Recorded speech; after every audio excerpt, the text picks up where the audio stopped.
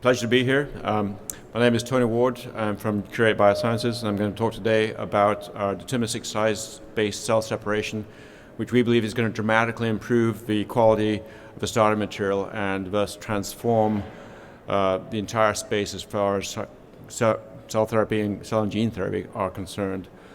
First, let me talk about a little disclaimer. The product we're about to talk about is going to be available at the end of this year, and it's going to be presented without any FDA or GMP certification at this point. So this data is preliminary. So I think everyone in the room appreciates that the issues that are facing the industry. Current manufacturing processes are really driven out of low quality, I should say, starting material, which is compounding and creating knock-on effects with high cost of goods, lots of capex. It's a very lack of automated process, highly variable as a result, with manual processes often in many places, and it's resulting in a very long vein-to-vein time. And what we see is our technology is something to really kind of address the fundamental problem, which is the starting quality material, and make the highest quality cells a starting material. It'll allow processes to be automated and much shorter, more importantly, and therefore reducing cost of goods, as well as patient benefits with lower vein-to-vein time. And there's also a potential for a better therapeutic. The talk yesterday from Dr. Kristen Hagen really articulated what the clinical outcomes were benefited by, and it's a shorter vein-to-vein time, it's a better expansion, reducing pro-inflammatory states, and in general, just getting a better apheresis collection in the first place. So with that, what would an ideal cell and gene therapy collection process look like? On the left, you see a CD3 population of recovery data from a publication from the NIH in 2017.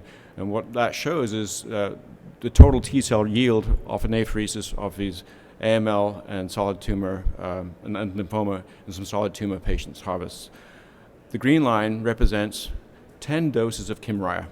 And so most patients are making in excess of 10 doses of Kymriah at the point of collection. And so the process, which takes 3 weeks, is just losing cells all the way through and then rebuilding them back up. And so fundamentally, if you have a solution that solves the loss of cells, recovers them all without bias, has a really efficient washing process, is able to concentrate as you need to without pelleting, ideally, has the highest viability with no undesirable processing effects, then good expansion, robust cells should naturally be an outcome of that and be able to be well engineered.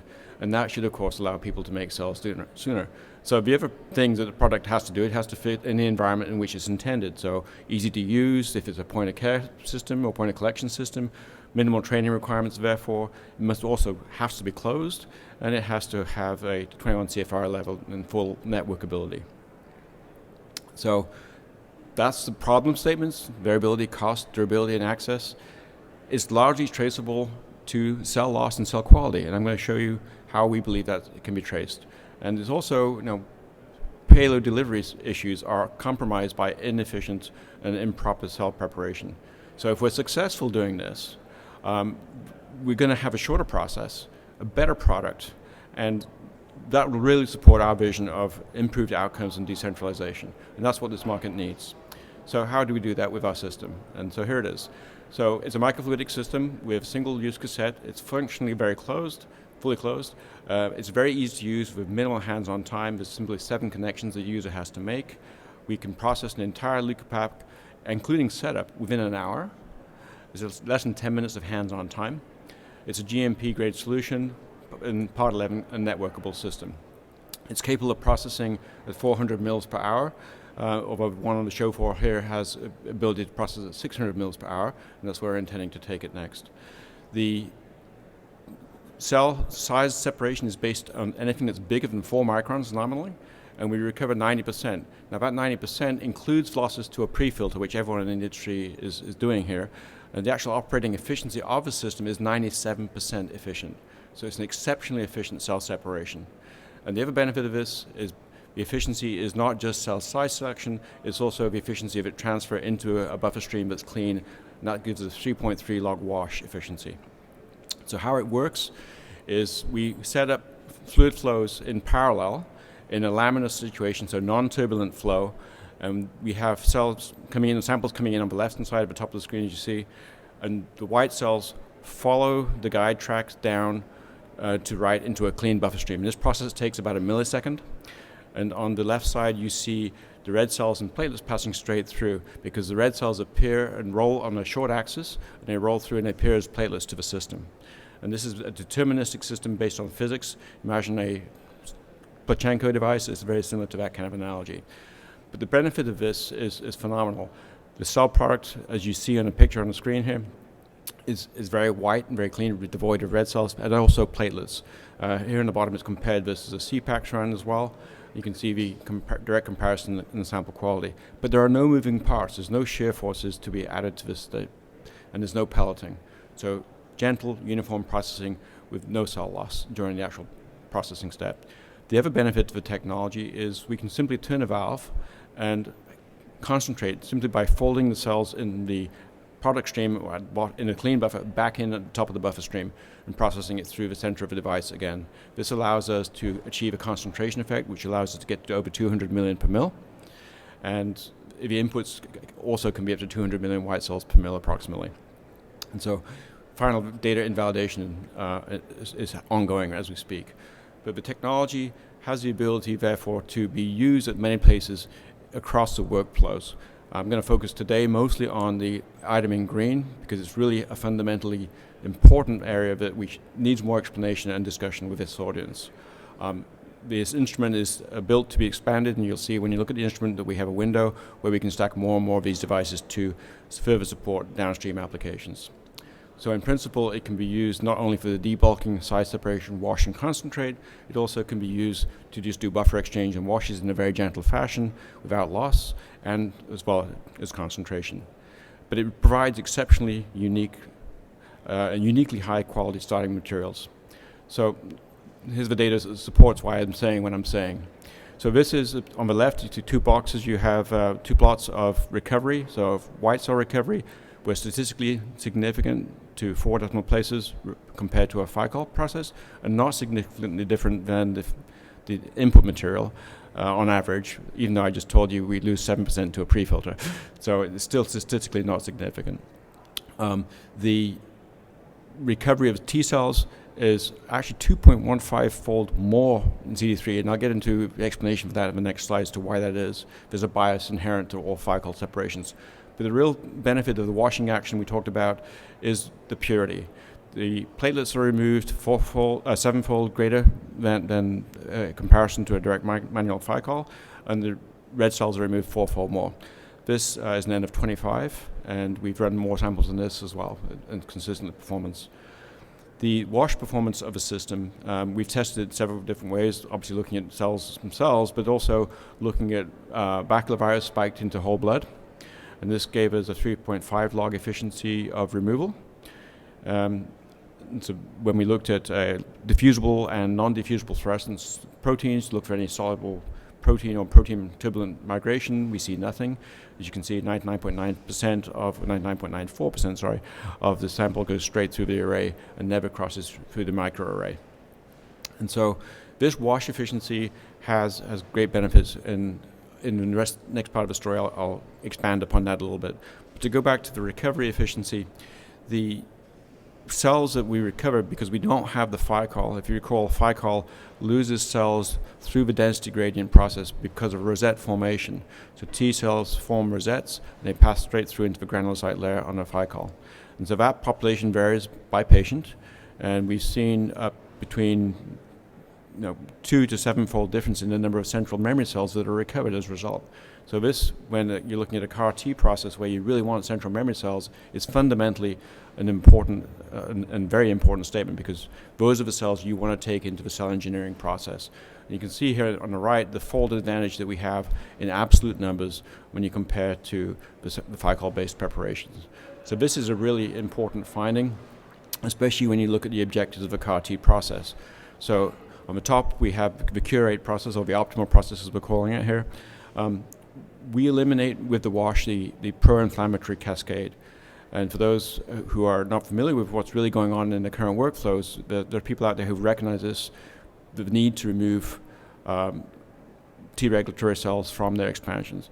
And this is because platelets coexist at the phycal interface during separation, and they live there for about an hour to 2 hours, depending on the processing time.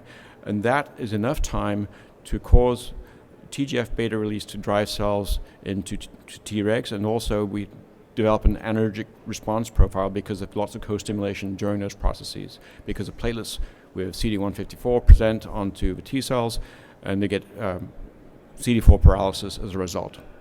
So we have three things going for us in our cell expansions. We have the removal of Treg cells. We have removal of Treg cells that make more Treg cells from naive T4 cells. And we have the prevention of anergy. This allows us to get better expansion, more coherent expansion, and more rapid expansion. Another benefit of the washing, which is really a pleasant surprise for us when we were developing this product, was that the cells are more easily transduced. And so here in this data set, there's an N of 8 donors using a mock GFP lentiviral. So we took a sample, processed them, did a T cell selection with CD328 CTS beads from Thermo, and separated the T cells out. And then the next day added virus. MOI was 5. So what we see here is a dramatic improvement at day 0 or day 3 of the process, where we have 50% improvement at least on the cells that are transduced that early, and that's even though the phycal catches up a little bit over time, it doesn't actually in this data set get to equivalence. And so what we also have in this data set was 7 out of the 8 donors were above 85, 90%. We only had one donor who didn't really respond, and who was at 50%, dragging it down. So it's really a marked improvement in the quality of the cells, how well they behave, and we think that's the major underlying reason, as well as the ability to have cells that have not seen any platelets carried through in the other parts of the process. So it underscores the importance of washing. But the real benefits of this are translated later when you combine what we've just told you, which is we have more recovery, we have the right naive cells, we have more cells available to make dose, and then you multiply that by the transduction factor. And granted, this is a small-scale experiment, but we've actually repeated it with full-length CD19 CARs, and we end up making dose. And the green line again represents 10 doses of Kymriah. So we make dose comfortably by day 3. So that is a fundamental ability to transform the space. So if we process these cells properly, take care of them, transduce them well and efficiently with the good CARs, we will be able to materially impact the space. It's a shorter vein-to-vein time, lower cost of goods, it'll increase the revenue turns per suite in a manufacturing environment, improve scalability from an operational perspective, and importantly for patients, it has really high potential based upon all the lessons learned in the environment about shorter culture times, better, faster expansion leading to better disease-free progression, and so on and so forth. So this is why we really believe we have a game changer here. And it's not just us who are saying this. Our customers, our early adopters, where we have an early access program, are seeing the same thing. So this is direct feedback from a large tools company who's looked at this. Higher white cell recovery, you can see the data here, almost twice as much. High variability in the phycal. Sometimes they do a good job, sometimes they don't. Removal of platelets significantly improved in their hands. The biggest thing was looking at a 4-hour processing time on the phycal versus under an hour for us. And it's well designed, easy to use. In the second comparison data set I'm going to share here, this is a 4-way head-to-head using our deterministic separation as compared to counterflow centrifugation, spinning membranes, and a syringe plunger centrifuge combination. So our recovery was 90 to 98%. Counterflow centrifugation was 72%, spinning membrane was only 66%, and the syringe plunger centrifugation was down at 58%. The important thing to note here is again, the ease of use comments pop out at us. I really haven't spent much time talking about viability because it's just exceptional and everyone has to have it. But one thing we have found is that when you process a sample that's old and aged and comes in after a long process, is that we can actually shed, because the apoptotic cells are smaller, we shed the amount of apoptotic cells in the sample. So we prevent further degradation most likely as well, but that's just on a case-by-case basis. The sample on the right is the product that was done on the very first run by this customer. The day before, we had set it up using a phone call to help them calibrate the system after they received it. And then this is the first sample that they run and set up. And you can see for the comments yourself. The product looked beautiful. It was the best looking product of the 4 comparisons. And that is why we believe we have something that's really going to make a difference. And so, in conclusion, these cells are just superior to other cell separations. Just is. We recover more cells. We have more the naive cells that are critical to the cell therapy process. We've reduced the pro-inflammatory cascade problem and addressed that significantly. That gives you cells that are more amenable to being engineered, gives you a higher transduction yield as well as a coherent activation, which is important for scheduling, and that allows a confident ability to make dose. And as I said in the prior slides, we comfortably made dose in 3 days, and we've repeated that at scale using G-Rex flasks and have seen similar kind of growth curves and responses. And importantly, the telomeres, because you can now harvest them sooner, don't have to get exhausted during the expansion process. So that buys time for the patient probably as well. So finally, to come back to the mission, we believe we've addressed the largely traceable issues that are addressing those fundamental issues that are driving the inefficiencies within the industry. And this is enabling the vision. So I want to say thank you to the team. And obviously it takes a village. And thank you very much. Wants to adopt this for a product different than leukapheresis. Yeah, so we've run hundreds of blood samples as well. We've run activated cells, CHO cells. The bigger a cell is beyond the nominal discrimination size, the the higher the recovery is, basically. So we've seen 99.99% recovery of CHO cells, for example, literally that high. And so it's a very reliable and reproducible technology. We've made concentrators that allow us to do sample concentration of 12-fold. In the very first experiment, we came out at 11.998% concentration factors. So it's a very predictable technology. So if we need to change it for, let's say, separating monocytes in the future, we would know what the discrimination sizes we could generate monocytes for, maybe peptide pulsing monocytes in the future as well. So it's a very enabling technology, and we can take it to many, many places. I guess I still don't understand the separation process. Is it based on size? It's based on size, and it's based on the physics of the size of how the fluid around the cell interacts with the post. So every time that if you imagine, if you would, a log going down a river, going around an island, right? A log is going to stay in the mainstream of the river, whereas a small cell like a platelet will end up as deposited somewhere and make a decision to go around the island and make a silt bank somewhere. It's the same basic kind of analogy that's going on here. The physics is a little bit different than that, but it's very close.